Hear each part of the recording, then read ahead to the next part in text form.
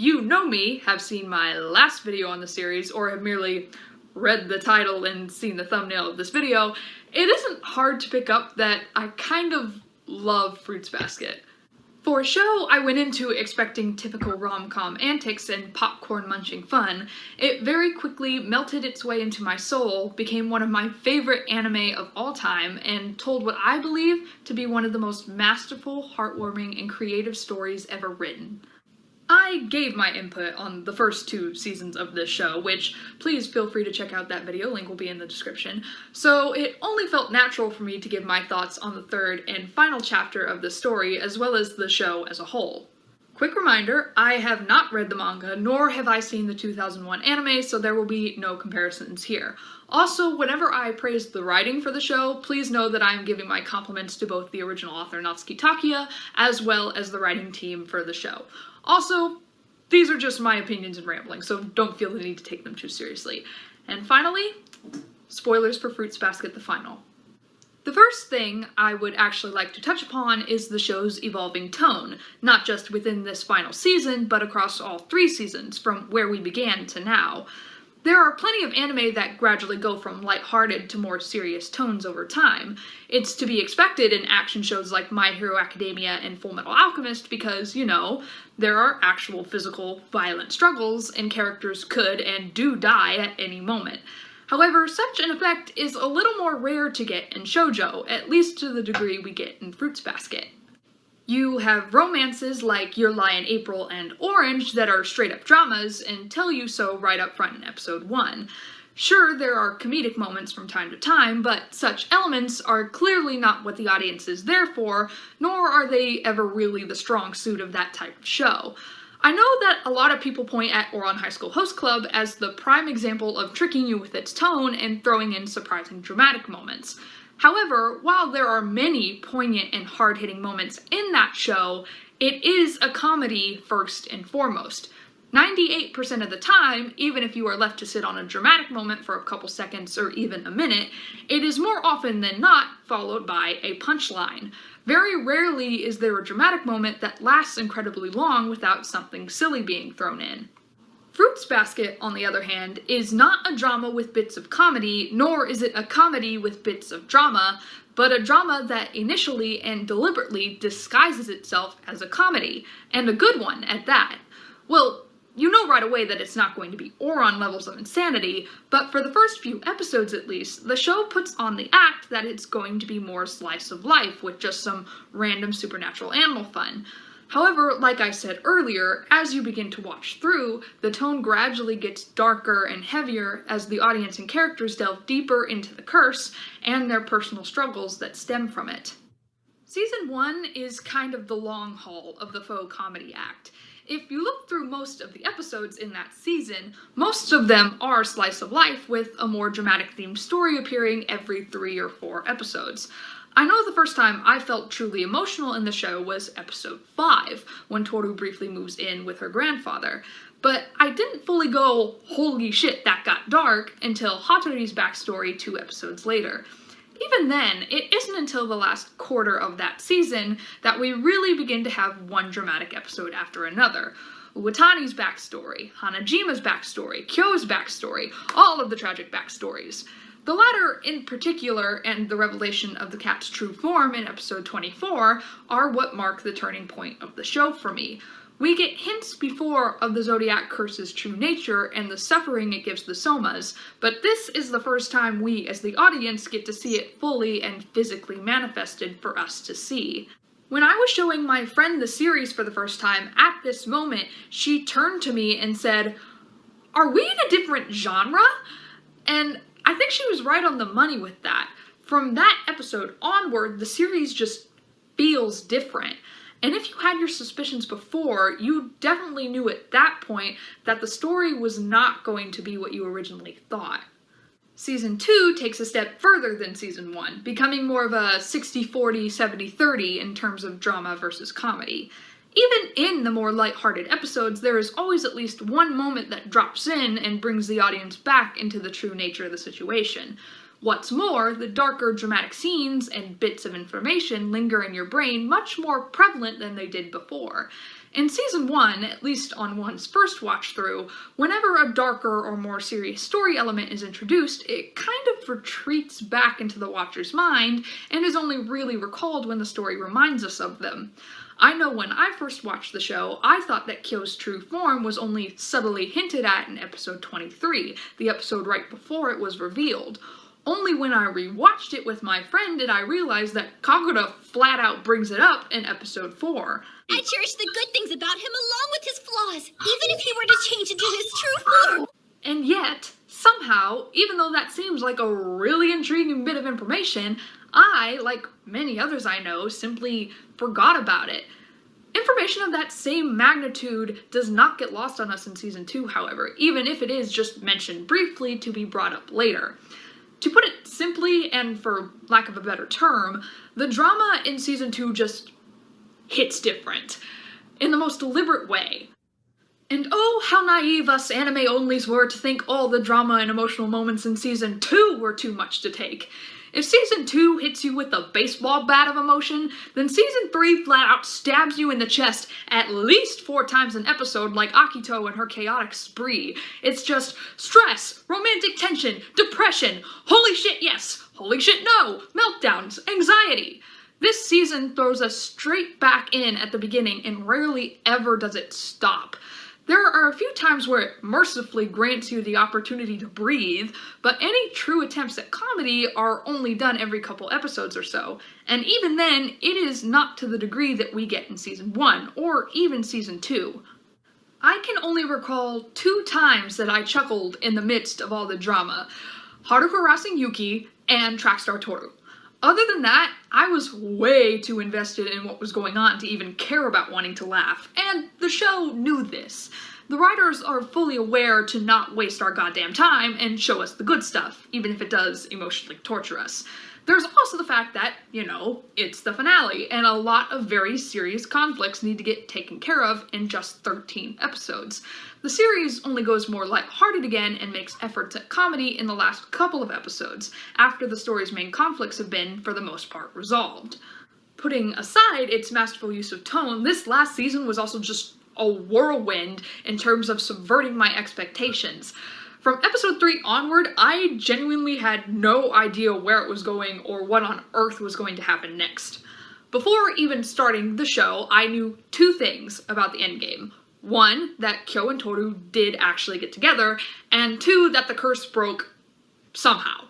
Of course, these spoilers are kinda to be expected for the story, and very vague at that, so I still had a lot of fun trying to figure out what was going to happen. However, almost every prediction I made, every hypothesis drawn up was just crumpled up and tossed out the window every single episode of season 3 as it shouted, "Screw you," in my face.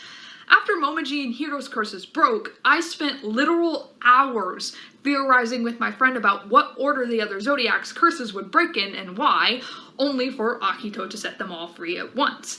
I thought Ren was going to be on the Zodiac side and help Rin actually find a way to break the curse despite Akito, only for her to be an even pettier bitch that doesn't care about anything except her meaningless rivalry with her daughter. There's only one prediction I made a long time ago that I actually got right, though whether I should be happy and proud about that, I'm not sure. Back in season 2, probably around the end of the beach arc, I thought to myself, you know what? This show seems like it wouldn't be afraid to kill someone important off. And not 1, not 2, but 3 characters almost die in the span of 5 episodes. And don't even get me started about the whole ordeal with the knife. Talk about a goddamn roller coaster. First, I think Kurano's gonna jump in front of the knife for Akito. Then I think Akito's gonna stab herself for a hot second. Then I think we're maybe getting a meaningful moment. Nope, our rooster boy gets stabbed. Next episode, after we're already traumatized from the conversation that just happened between Toru and Kyo, which we're gonna get to that, she shows up. I worry she's gonna stab Toru and the boys are gonna find her, or the boys are gonna come back and take it for her. Nope, okay, knife is done away within 3 minutes. And now we're on a cliff. Shit, Akito's gonna push her off. Nope, okay, talked her down, good, gonna be friends, good. Psych, bitch! The cliff crumbles underneath our girl anyway because it was already unstable and collapsed on her tent 2 years prior, which, side note, what a brilliant callback. I actually thought the show was going to kill Toru off for a couple seconds, even though my dumbass knew that she was going to be fine. That's how much this episode and this season in general gripped me. And there was one last big surprise that shook me to the core with how low-key brilliant the build-up was.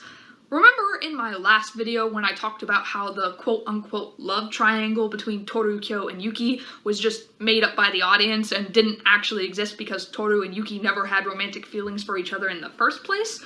Well, get ready for a love triangle that was under our noses the entire time while we were distracted by the imaginary one. Okay, I still think calling the situation with Momiji a love triangle is a bit of a stretch too, because even though there's definitely more unrequited love in this instance, Toru has always loved Kyo, has never been torn between the two, and, like with Yuki, has never even seen Momiji as a romantic option. Still, I think the reveal that Momiji has a crush on Toru is a brilliantly executed surprise. Grown-up post-Momiji was a throwaway joke in season 1, so I always thought we were never actually going to see him like that, except in maybe the last minutes of the finale, so thank you, show, for the payoff. However, it is because of his more childlike appearance and personality for a majority of the show that the revelation of his feelings comes off as such a surprise. Even though it is revealed almost right off the bat in season 1 that Momiji is the same age as Haru and only a year younger than our trio, we as the audience, along with Toru, almost always view him as much younger than he is. This is bolstered by the fact that he is lumped in with Hiro and Kisa a lot in the first half of season 2, again, associating him more with the children of the Soma family rather than the teenagers. If he looked like he does in season 3 and all of his previous scenes with Toru, there is no doubt in my mind that we as the audience would have picked up the romantic feelings a hell of a lot sooner. Instead, we equate their interactions with, say, Toru's interactions with Kisa, that of childlike admiration and friendship rather than anything resembling a crush. Because of his younger appearance and personality in the earlier seasons, we never once question or suspect anything about his closeness to Toru and how he acts with her. Looking back, the evidence was right there in our faces, and there is so much subtext to look into in their previous scenes that it's honestly crazy. Now, with all that being said, I don't think it was very necessary.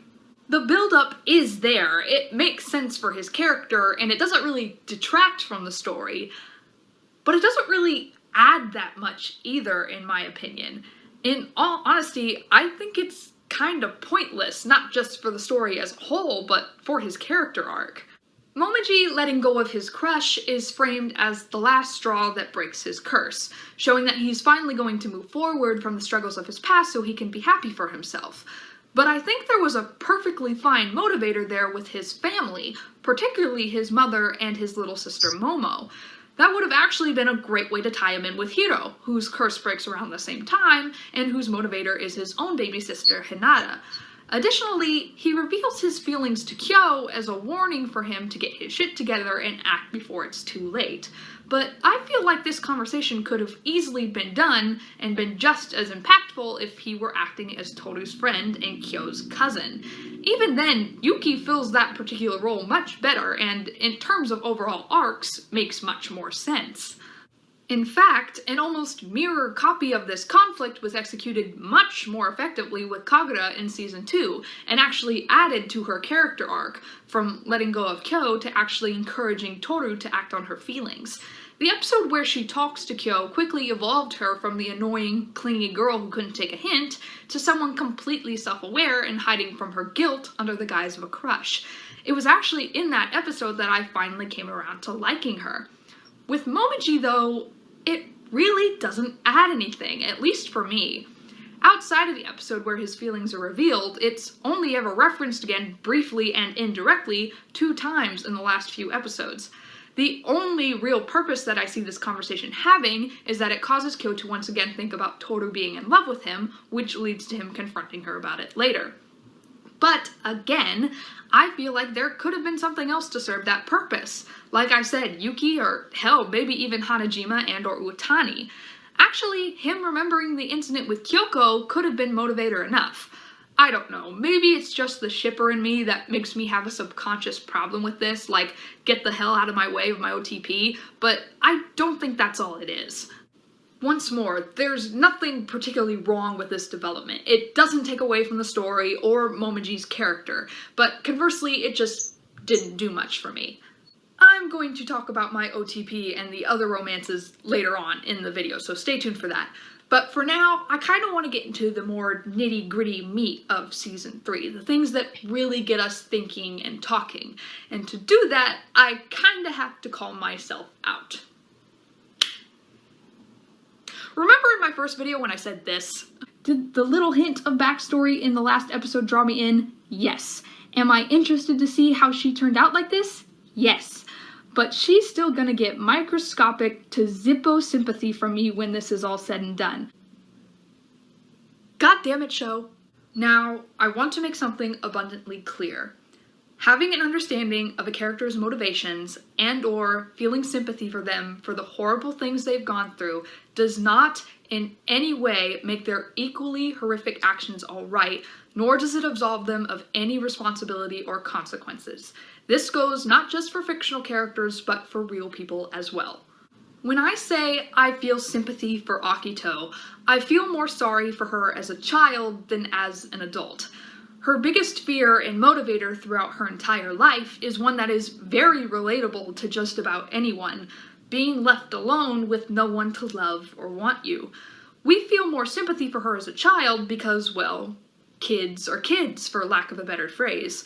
They're still learning the concepts of selfishness, of abuse, of autonomy, of what love really is. They don't know how to properly control their fears and emotions. Hell, a lot of adults have trouble.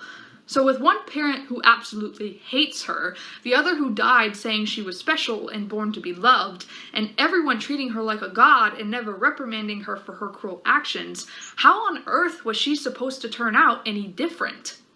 Where the sympathy depletes for me, and pretty much everyone else, is her actions as an adult.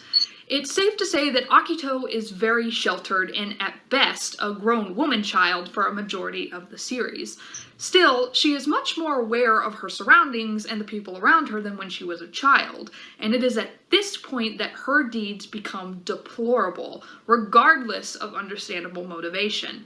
Even if she believed that the Zodiacs belonged to her and were made to love her, it would have taken no effort at all for her to treat the others kindly and respectfully and, not like her goddamn toys.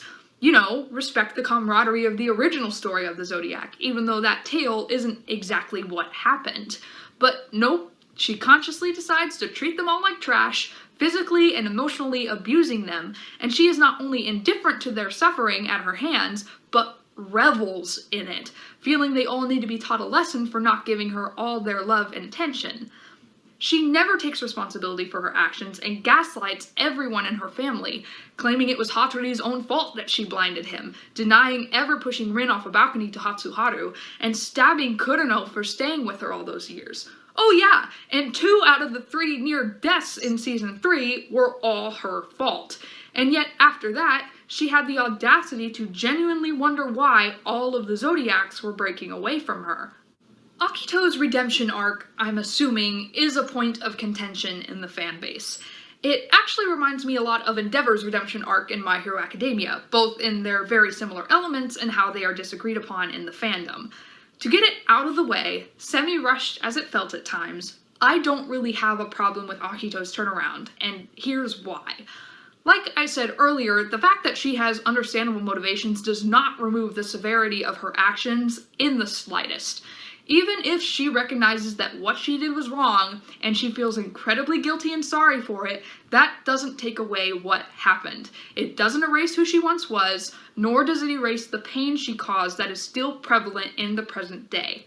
And she knows this. What makes her redemption work is that she actively chooses to do better, or at least try to be better, and she does not expect her victims to forgive her or accept that.